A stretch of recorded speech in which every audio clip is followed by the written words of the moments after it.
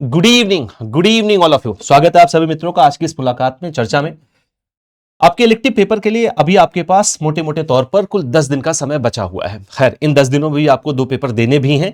बीआरबीएल आपका elective paper के पहले का लास्ट पेपर होगा, उसके बाद आपको इलेक्टिव पेपर भी देना होगा। खैर, अभी इलेक्टिव पेपर पर आपको थोड़ा थोड़ा समय जरूर देना चाहिए। ठीक है, आपके पास 2 पेपर और अभी बचे हुए, बीएफएम और बीआरबीएल, लेकिन उसके बावजूद आपको कम से कम 1-1 घंटे का समय आपको जो है देना जरूर चाहिए, है ना। इस 1 घंटे के समय में अभी आप 1-2 दिन एचआरएम को ठीक तरीके से तैयार कर सकते हो। उसके बाद पूरी तरीके से आप डेडिकेटेड हो जाइएगा अपने लास्ट वीक में एचआरएम की तरफ। तो अभी आपके पास कुल जो 10 दिन है, क्या वो सफिशिएंट है जिनमें हम एचआरएम की अच्छी तैयारी करके इस पेपर को क्लियर कर सकते हैं? तो आंसर है हाँ।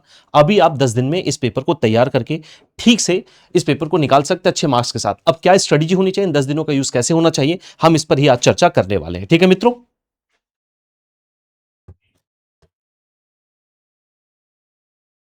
देखिए, कोई भी स्टडी तभी काम करेगी जब आप उसको ज्यादा से ज्यादा समय देकर और पढ़ाई करेंगे बेसिकली। तो 10 दिन आपके पास, मैं फिर से बता दूं, अभी सफिशिएंट टाइम है। देखिए, अभी तो खैर आपको 2 पेपर देने हैं, उसमें आप उतना समय नहीं दे पाओ अपने इलेक्टिव पेपर को, लेकिन फिर भी इन 10 दिनों में कम से कम 14 तक आपको 1 से 2 घंटे रेगुलर तौर पर आपको अपने एचआरएम को देना है, इलेक्टिव पेपर को देना है। बाकी जब आपका बीआरबीएल पेपर जो है 14 को जब समाप्त हो जाएगा, तो आपके पास एक ही पेपर देने के लिए होगा। आपका पूरा टाइम इसी पर डेडिकेटेड होना चाहिए। 10 दिनों की पूरी स्ट्रेटजी पर चर्चा कर लेते हैं। अगर आप इस स्ट्रेटजी को फॉलो कर रहे हैं तो इत्मीनान से आप अपने पूरे पेपर को ठीक तरीके से कवर कर पाएंगे। लेकिन सेलेक्टिव स्टडी आपको करना है, पूरी की पूरी सारी चीजें आपको नहीं पढ़नी है, पूरा का पूरा सिलेबस आपको तैयार नहीं करना है। तो सबसे पहली स्ट्रेटजी है कि इस पर ज्यादा समय देना है। दूसरी बात यह है कि बहुत सेलेक्टिव स्टडी करना है। तीसरी बात आपको यह कि बहुत पॉजिटिव रहिए। एचआरएम में बहुत आराम से आप पेपर को क्लियर कर सकते हो और अच्छे मार्क्स के साथ क्लियर कर सकते हैं। कैसे आपको करना है, कुछ चीजें मैं आपको बता देता हूं। देखिए, 5 मॉड्यूल हैं। अभी मैं आपके साथ मॉड्यूल वाइज भी डिस्कशन करूंगा कि इन 5 मॉड्यूल में क्या सीक्वेंस होना चाहिए, सबसे पहले कौन सा मॉड्यूल आपको पढ़ना है। एक तो बात यह है कि अगर हम एचआरएम के 5 मॉड्यूल की बात करें तो सबका वेटेज लगभग लगभग सेम है। थोड़ा बहुत कम ज्यादा हो सकता है, लेकिन वेटेज लगभग लगभग सेम है। मॉड्यूल ए का वेटेज थोड़ा कम जरूर है, लेकिन इतना नहीं कम है कि आप उसमें बहुत बड़ा कोई डिफरेंस बता दें। तो लगभग लगभग सबका वेटेज एक जैसा ही है।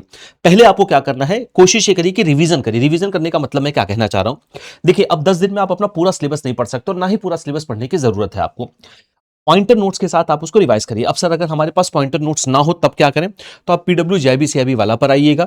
आप जेआईबी सीआईबी वाला की प्लेलिस्ट में जाइएगा। मैंने एचआरएम के जितने भी इंपॉर्टेंट टॉपिक्स हैं उनको पढ़ा रखा है, ठीक है। आप उनको देखेंगे तो आपका जो इंपॉर्टेंट सिलेबस है वो लगभग लगभग 60-70% वहीं से कवर हो जाएगा।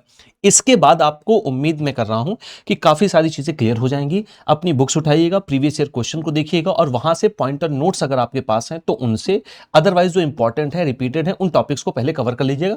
और अगर आप वो वीडियोस देख लेंगे, मुझे लगता है 50 के आसपास वो वीडियोस हैं, तो काफी चीजें वहां से आपकी कवर हो जाएंगी। अब आते हैं दूसरे हिस्से पर।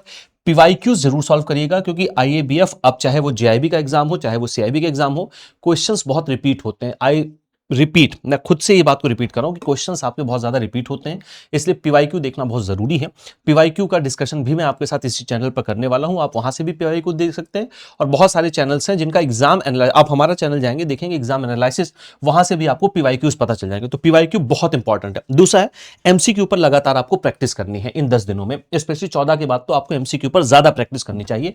और एमसीक्यू पर जब आप प्रैक्टिस करें तो कोशिश ये करिएगा कि उसके साथ साथ कॉन्सेप्ट को भी थोड़ा सा समझते चलें, क्योंकि पेपर कॉन्सेप्चुअल बन रहा है। एमसीक्यू की प्रैक्टिस कहां से आप करेंगे, 14 तारीख के बाद से अभी मैं आपको बताने वाला हूं, मैं पूरा प्लानर आपको बता दूंगा। 16 तारीख से आपका, 14 को तो आपका बीआरबीएल का पेपर ही समाप्त हो रहा है, 16 तारीख से आपके लिए मैं मैराथन शुरू कर रहा हूं। ये मैराथन मॉड्यूल वाइज होंगी। फाइनल मैराथन में हम फिर से सारे क्वेश्चंस को फिर से कवर करते हैं, नए क्वेश्चंस के साथ पूरे सिलेबस को कवर किया जाता है।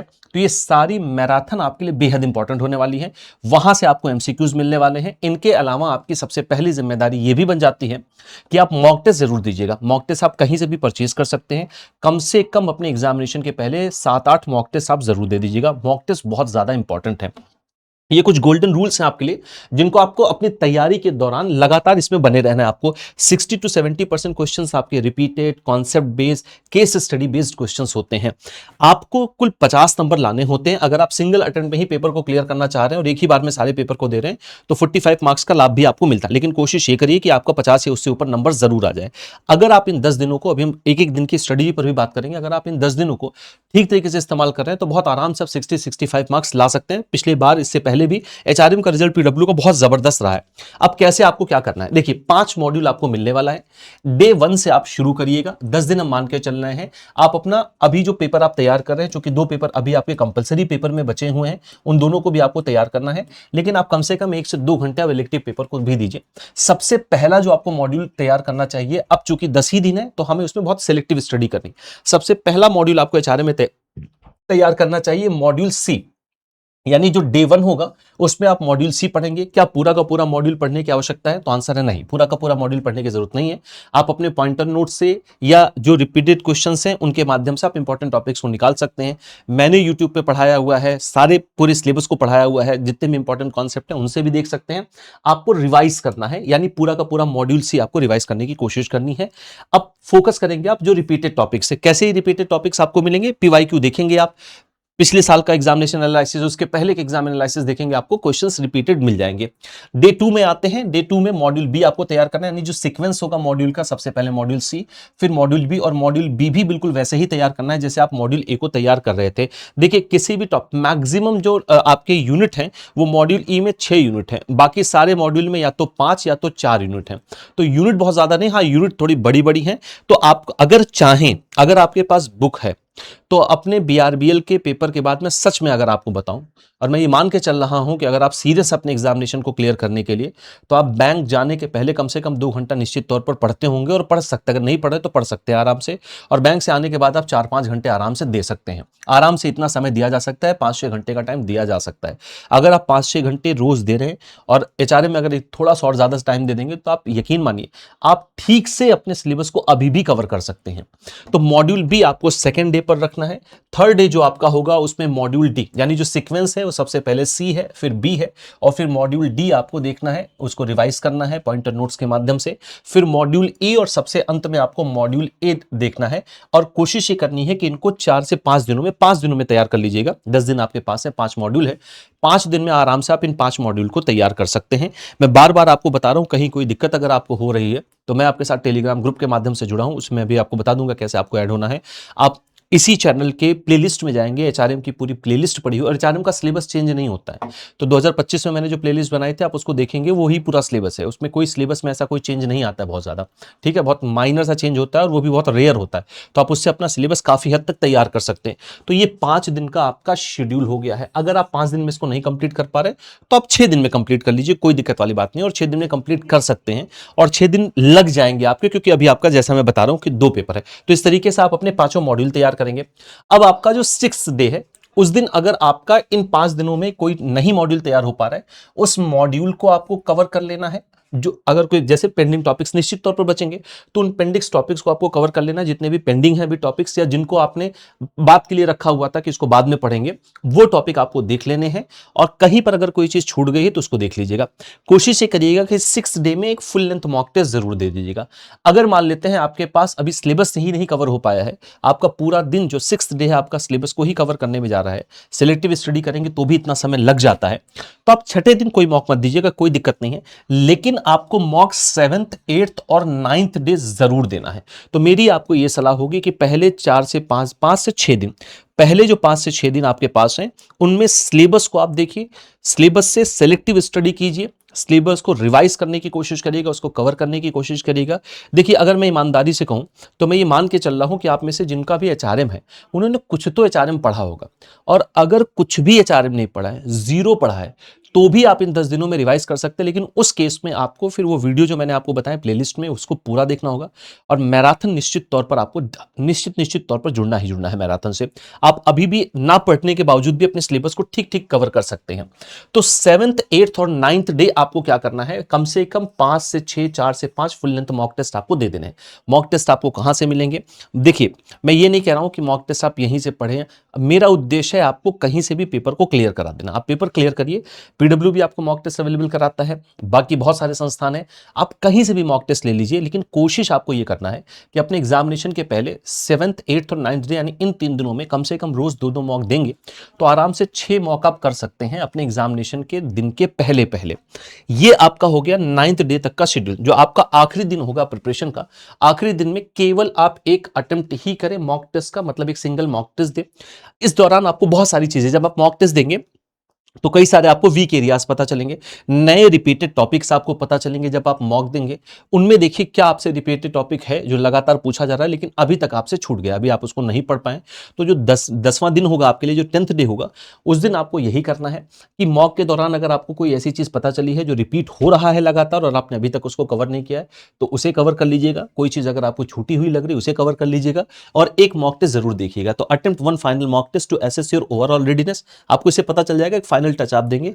कोई चीज अगर छूट गई, कोई इंपॉर्टेंट पॉइंट्स हैं, एचआर में टर्मिनोलॉजी बहुत है, प्रिंसिपल्स बहुत हैं, अगर टर्मिनोलॉजी और प्रिंसिपल को आप देखना चाहते हैं उनको जरूर देख लीजिएगा। अगर कुछ छूट गया है तो ये आपको कवर कर लेना है। बाकी आप 10वें दिन थोड़ा रिलैक्स करिएगा, ठीक है। बाकी आप इसके पहले 4 कंपलसरी पेपर दे चुके होंगे, तो आपको एडमिट कार्ड क्या ले जाना है क्या नहीं ले जाना है इन सबकी जानकारी होगी।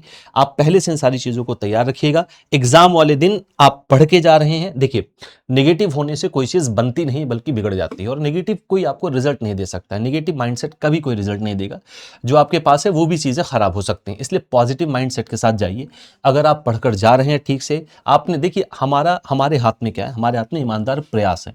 तो अगर आप ईमानदारी से कोशिश करके जा रहे हैं, ठीक है, आप बैंकर हैं, आपको समय नहीं मिल पाया होगा और ये बहुत जेन्युइन बात है, समय नहीं मिल पाया होगा। तो अगर समय नहीं मिल पाया और आप बाकी से कम तैयारी करके जा रहे हैं, तो भी आप अपनी तरफ से ईमानदार रहिए कि ठीक है, मुझे जितना भी समय मिला मैंने उसमें अपना 100% दिया है। प्रिपरेशन मैंने 100% की है। कम समय था, कम समय में ही कर पाया, लेकिन मैंने किया। आप इस भावना के साथ जाइएगा। अगर आप पढ़ के जा रहे हैं तो एचआरएम बहुत कठिन पेपर नहीं है, एचआरएम निकल जाता है, इसीलिए ज्यादातर बैंकर इसको ऑप्ट करते हैं। इसकी वजह भी यही है। दूसरा है भैया कि आपको पता है कि एबीएफएम और एबीएम, इन 2 सब्जेक्ट के कुछ यूनिट्स ऐसे हैं, कुछ टॉपिक्स ऐसे हैं जो आपके एचआरएम से ओवरलैप करते हैं। एबीएफएम की जब आप लास्ट तैयारी करने जाएगा, लास्ट टेस्ट दीजिएगा अपने एग्जामिनेशन की प्रिपरेशन को, क्योंकि अभी आपके पास 12 तारीख का समय है, कल का समय है। तो आप कोशिश ये करिएगा कि जो उसमें मैनेजमेंट वाला पोर्शन उसको थोड़ा ठीक से देख लें, ताकि आपको फिर यहां पर बहुत ज्यादा प्रयास ना करना पड़े, क्योंकि टॉपिक ओवरलैप करता है। तो इससे आपकी मेहनत थोड़ी सी कम हो जाएगी और आउटपुट आपको ज्यादा मिल जाएगा। तो आप तैयारी करके जा रहे हैं तो बहुत पॉजिटिव माइंडसेट के साथ जाइए।